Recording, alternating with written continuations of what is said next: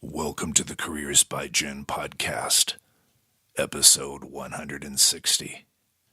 This time on the podcast, Jenn discusses manners in the workplace, do's and don'ts. You know, do wipe out the microwave after you use it. Don't leave your cell phone ringer on. And don't name food in the refrigerator. If I'm going to eat a tuna sandwich, I don't need it to be called Jerry.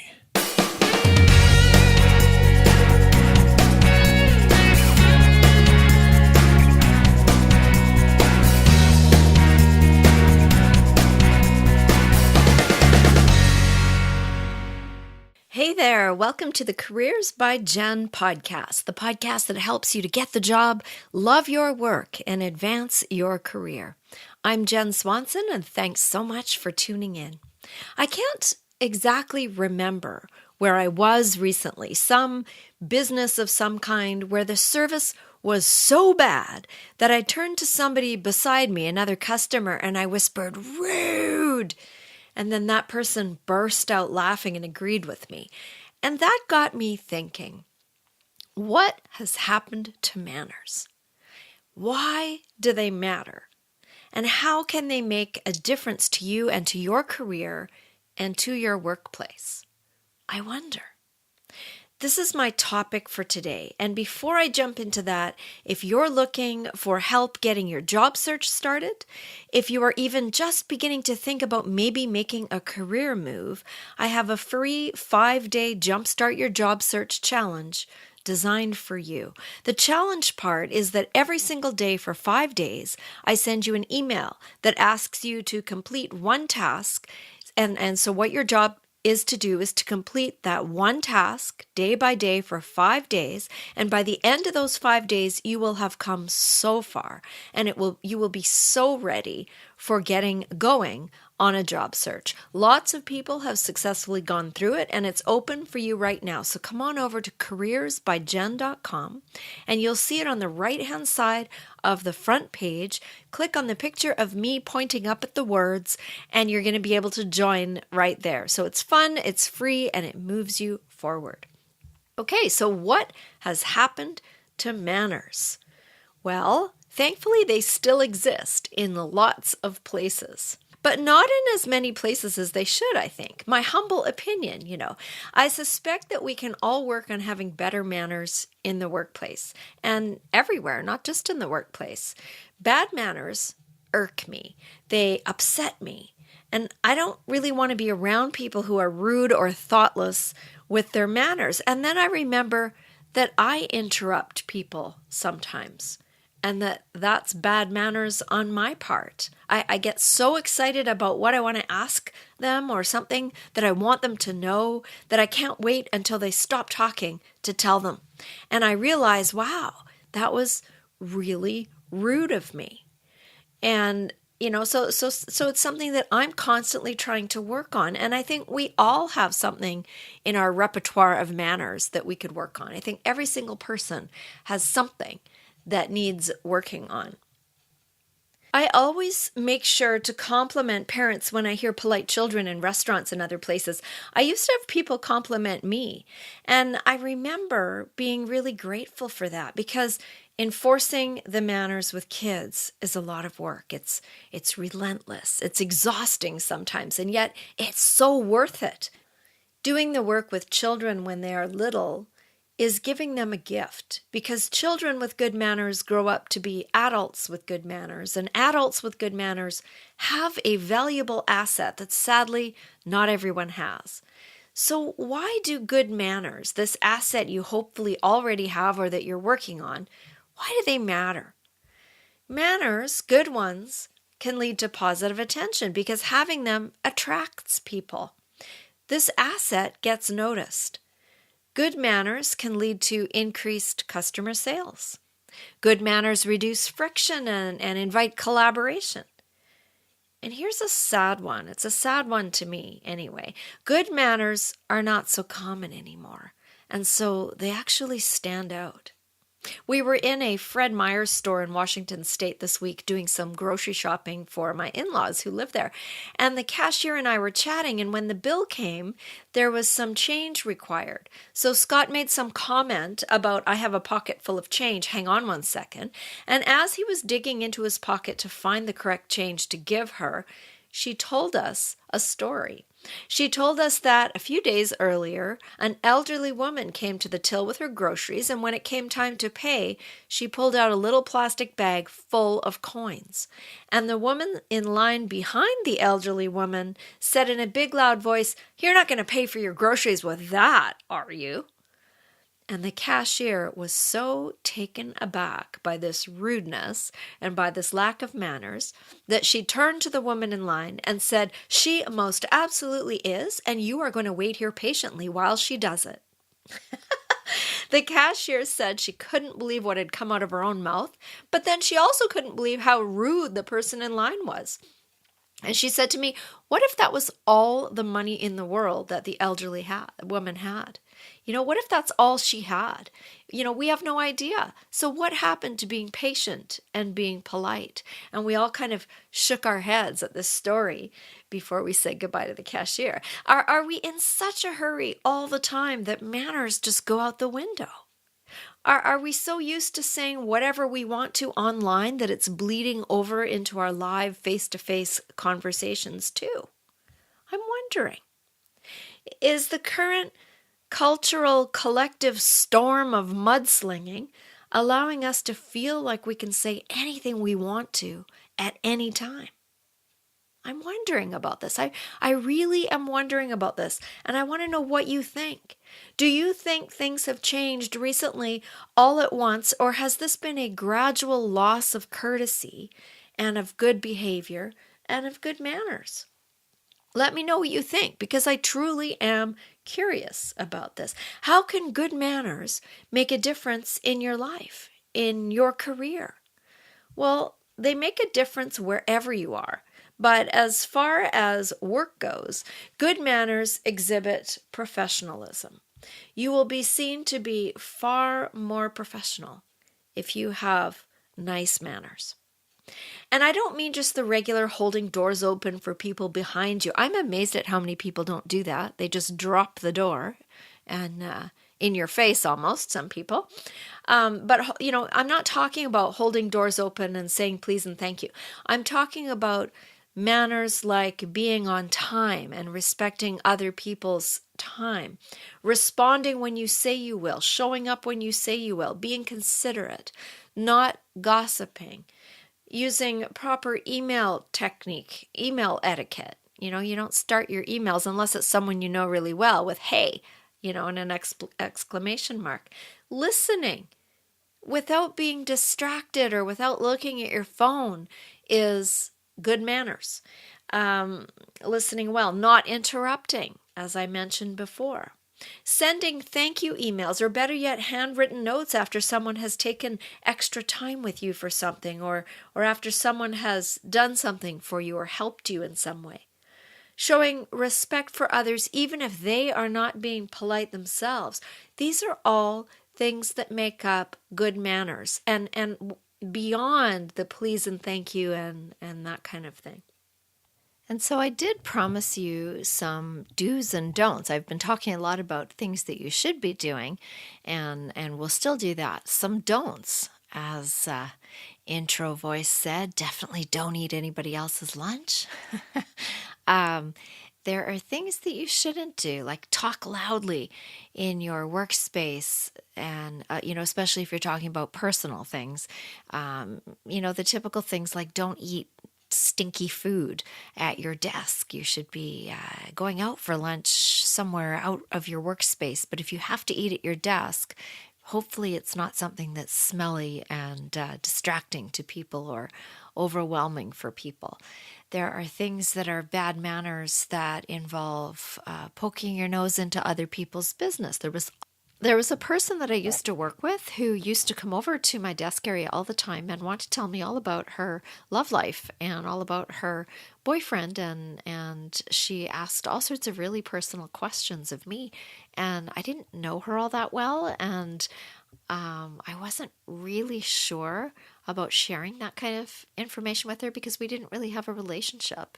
And so I found it to be quite nosy and quite rude. And I don't know that she ever got that, but I didn't say much. I didn't talk to her very much about private, personal stuff. I was happy to talk to her about work stuff, but not about that kind of thing.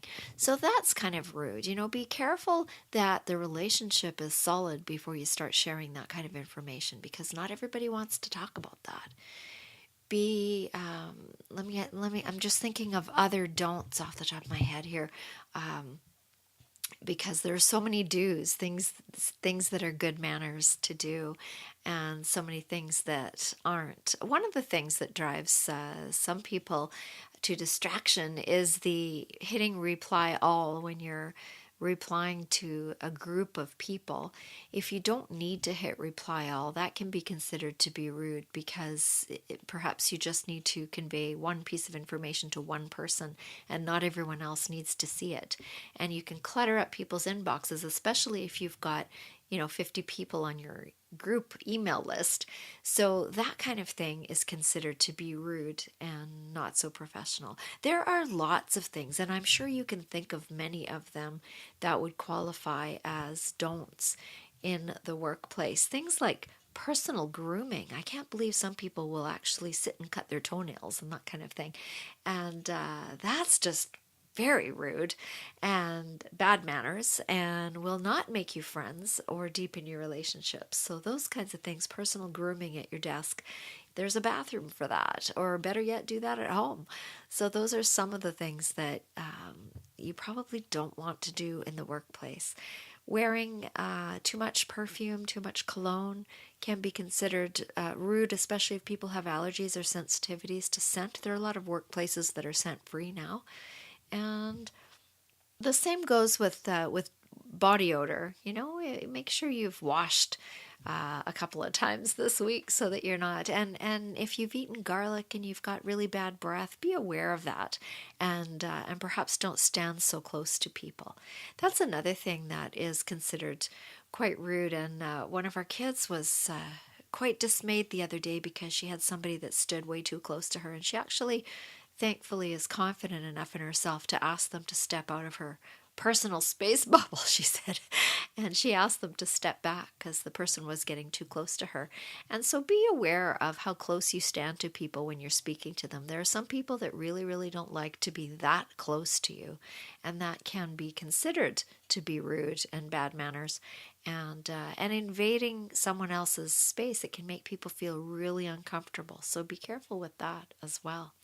There are so many things that I can talk about, and I can probably go on for a long time, but I imagine that you get the sense of what good manners are and what poor manners are.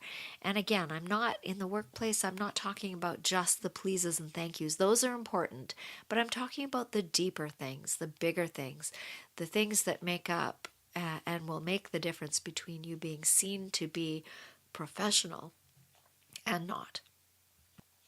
Your opportunities for networking successfully will be improved with good manners. Your opportunities for career advancement will increase with good manners. Your relationships will develop more easily and more deeply if you are considerate and kind and caring with others. Really good manners will reflect well on you.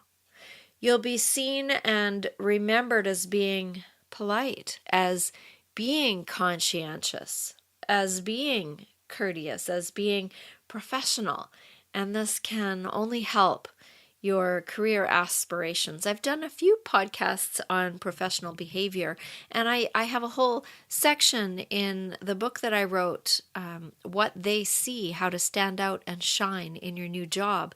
This is a book that I wrote a few years ago, and it is aimed at people in the first 3 months of a new job, but anyone can benefit from reading it. It's written very simply, it's a couple hundred pages, and there's some humor in it, and there's some interesting examples, and I talk about everything from professionalism and feedback and conflict and You can check it out. It's on Amazon still, I think, and it's on the website at Careers by Jenn if you want to see a little bit more about it. But I talk about professionalism and how to show up in your job as a professional in the book. And I've done a couple of podcast episodes, I think, and blog posts about this as well. And it really, really will make a difference with your career aspirations. Is if you can work on your manners, if you can work on your professionalism, they kind of blend together. There isn't really a grand distinction between the two. Being professional is having good manners and vice versa. So there are always things that you can work on. Just like I need to work on my interrupting people, there are things that I'm sure you can work on. So the idea is to identify one or two of them and set that as a goal for yourself. And maybe even for the next week or the next 2 weeks or the next month, focus on that and work on it, and try to pay attention to where you are falling down in the good manners department on that one topic, and then try and change that. And they say that 30 days makes a habit. So if you worked on one thing for 1 month, by the end of that, you would be in the habit and you would no longer have a problem in that area, and your manners will have improved. So there's always something that we can do, and self-improvement is what we're all about here at Careers by Jenn. Self-growth, self-awareness, and helping you get the goals met that you are setting, and helping you do as well as you want to do, the success that you want in the job that you want is what we're doing. Now, if you are interested in some one-to-one coaching around learning some good manners, if you need help figuring out how to work on some of the aspects of your manners to help you in your career. Maybe you want some better listening skills. Maybe you want to work on your professional image. Maybe you're thinking about a career transition and you're not sure how to begin. If any of those things resonate, I have some coaching packages available on the website at careersbyjenn.com. They're in the online courses section, and you can take a look and see. I'm happy to help you be as professional as you can be so that you can succeed and reach your goals. And I've got some spots open in my coaching schedule, and I'm happy to fill those if that's something that you need. So take a look at the coaching packages. There's different ones there. I've got a one-off session. There is a 4-week session, a four-session package, and a 12-session package. And you can choose something that will fit.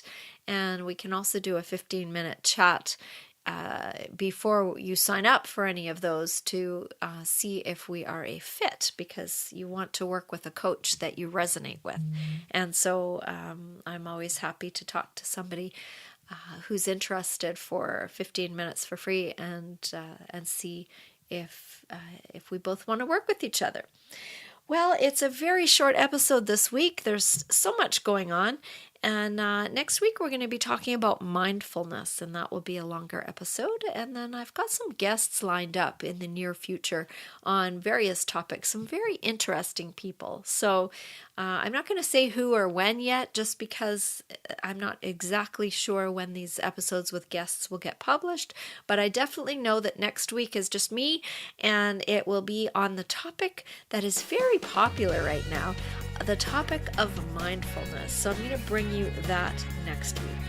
That's all for this week. I've got a very busy time over the next few weeks with several presentations and speaking events. And so I'm going to be doing some of that work now, which is why this is a shorter episode. But until next time, this is Jenn Swanson. Thank you so much for listening to the Careers by Jenn podcast. You are so appreciated. We'll talk soon.